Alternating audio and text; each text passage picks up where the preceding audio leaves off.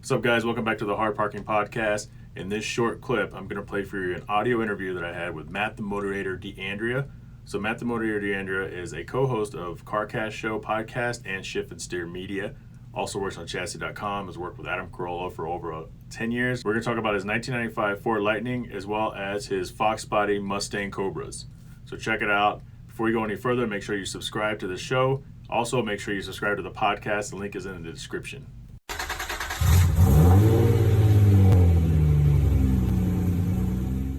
I made a custom set of billet wheels, Brad Fanshaw Bond Speed wheels. He's my co-host on Shift and Steer. We took an original wheel, we scanned it, we brought it into CAD, we came up with a billet version of it. So now my wheels are 18-inch instead of 17. They are directional, left and right side, and they're staggered, 9 inches in the front and 10 inches in the back. I'm looking here, and it looks like the Cyclone, because I kind of recalled it, the 91, the early ones. Mm-hmm. I mean, they had kind of directional wheels. And I think the Typhoon maybe had some similar wheels too. So it's like a very 90s. So yours are they're period correct, but they're bigger and better. Yes, on lighter. My Lightning, and lighter for sure.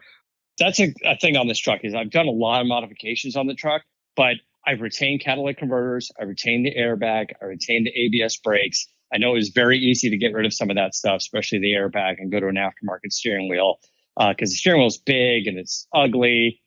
And I just wanted to not make the truck illegal. Sure. My Cobra is kind of the same way. I retained the airbag and stuff, and I wrapped the steering wheel, and it's got kind of a period correct look. That was the other thing is I wanted to do period correct modifications. I think it was 2016. I brought my red Mustang Cobra, which was assembled at the time, but it was assembled, but didn't have all the things done to it that I wanted to do to it. So we put a bunch of things together on that car and mocked it up. It didn't even run. So we displayed it with the hood open. And then that was also the year that I brought another 93 Cobra, but that was the shell that we brought as a suspension piece. So the red Cobra was in the MagnaFlow booth, and then the other car, which was all black. The car will end up being white when we do it, but it was the unibody with none of the sheet metal, none of the exterior sheet metal, right? So it was just all underneath.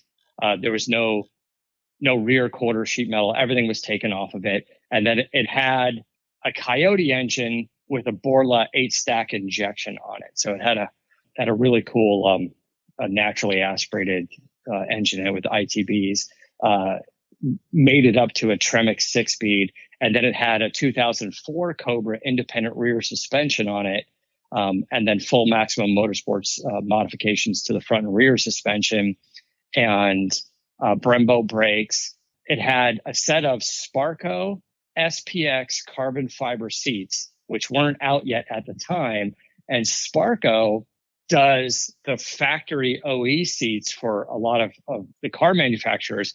Alfa Romeo was one of their clients, and I needed the Sparco seats covered in a blue leather. And they said, we don't do custom seats and we don't have any blue leather. But luckily, Sparco has been very good to us. They've been a sponsor of us for a decade, and they backed our Paul Newman film.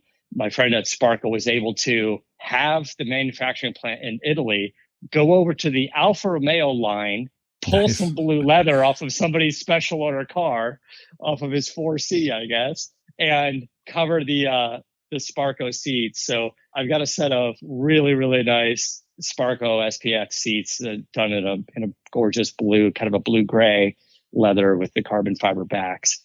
Polished carbon fiber is pretty nice. And that car was displayed in the Tokiko shocks booth, and we had adjustable Tokiko D-spec shocks on there, and that's why we displayed it that way. As we rolled it, we actually made a cart.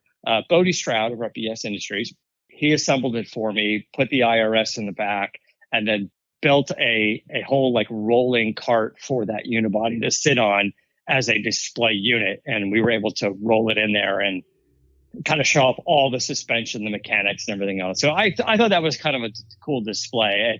I showed up at the SEMA show and I was pushing this thing into the Takiko booth, and everyone's like, yeah, it's not as much car as I thought it would be. And then throughout the SEMA show, people were like, this is a cool display. And there were so many photos and stuff taken. So I think it kind of won them over eventually, which I was happy. I was a little nervous. I never want to let anybody down. So I was like, I think it'll be okay. Like, look at all the cool stuff that we did, and it's the fuel system, and it's got the, even the Aeromotive fuel tank in the back. Like, it's got all this cool stuff, and I think they ended up really liking it, and so it worked out.